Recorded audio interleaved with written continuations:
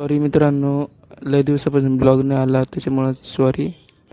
तर मी गेलो होतो बाजारात मित्र भेटले मला. तर मित्रांना भेटलं मग निघालो, घरी निघालो. मग वावरात गेलो होतो.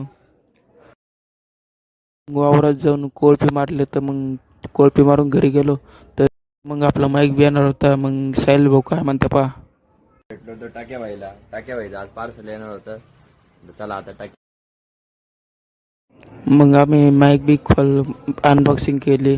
मग काय असेच मजाक मस्ती चालू राहिली. मग माईक खोलायला घेतला.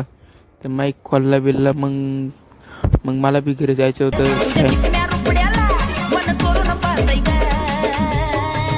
दिलात झापक झुपक वाजत राहतय ग. दिलात झापक